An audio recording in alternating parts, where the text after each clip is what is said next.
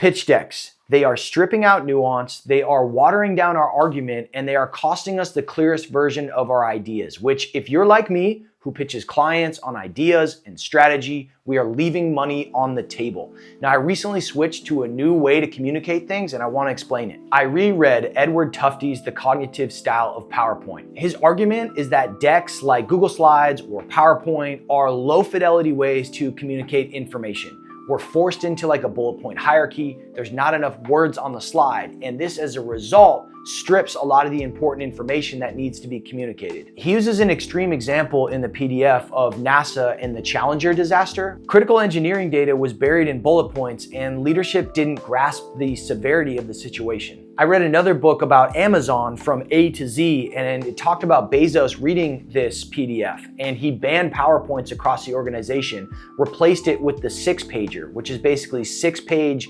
memo, and all meetings would start for the first 15 minutes in silence while everybody read that PDF, and then they have the discussion. The core idea is this: clear writing is clear thinking. Decks hide behind design where documents don't. So here's how I'm using this in my agency business and how it might map to you. So for a client proposal, instead of putting together a pitch deck and doing a Google Meet and giving everybody coordinated at that time, I do a 1-pager, maybe a 2-pager, Swiss style design, where it's really clean and the information is all right there, and I have nothing to hide behind. So my argument, my thinking, my writing has to be very clear and persuasive. It's hard work, but when I get it all together, it's got snap and it stands on its own. The second way I'm using this is with client onboarding and strategy. So when I'm laying out the strategy, I'm not making ads and making landers or sinking any time into creative production.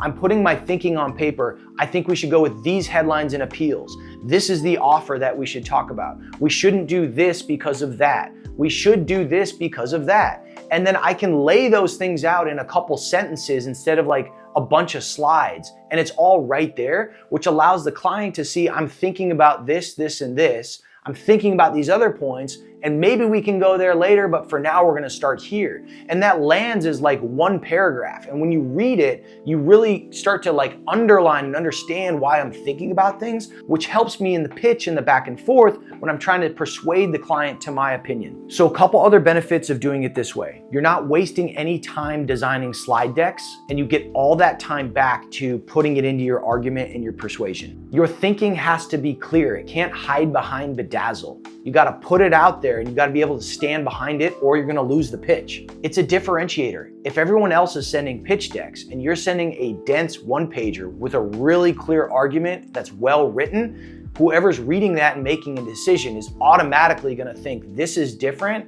this seems like a lot, and then they read into it and they go, wow, this is really clear writing and thinking. And lastly, I thought if this is how Amazon and NASA are communicating important information, it's probably the right format for me. I'm not gonna lie, this is definitely hard work. It is hard to sit down and write. But if money's on the line, if a big opportunity is on the line, and if you depend on your cognitive horsepower and communicating your ideas to somebody else to make decisions, this is definitely the way to go. Clear writing is clear thinking.